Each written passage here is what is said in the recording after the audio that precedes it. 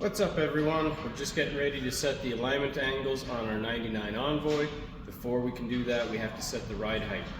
The 4x4s on the S10 Blazers and Jimmies and Envoys, they are torsion bar suspensions. So before you set the angles, you have to set the ride height. So I'll show you a little trick how to do that. Super easy.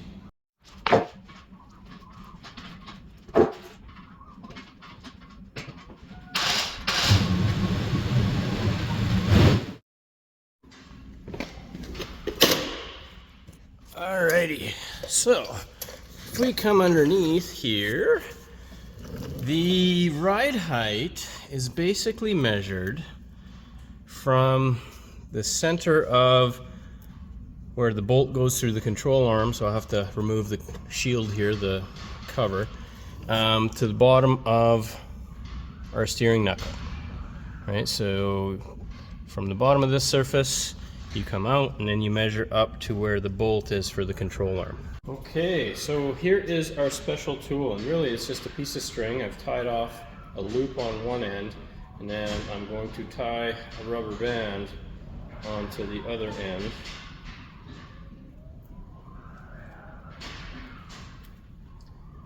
And what we're going to do with this is we're going to string it across the lower ball joints from one side to the other, and that's going to give us a flat line off that lower mounting point that's going to be nice and perfectly straight to measure from.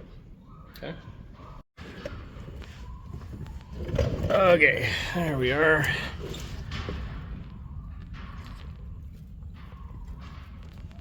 So we're around, or trying to, this is a little tough with one hand. We're going to go around the lower ball joint bolt.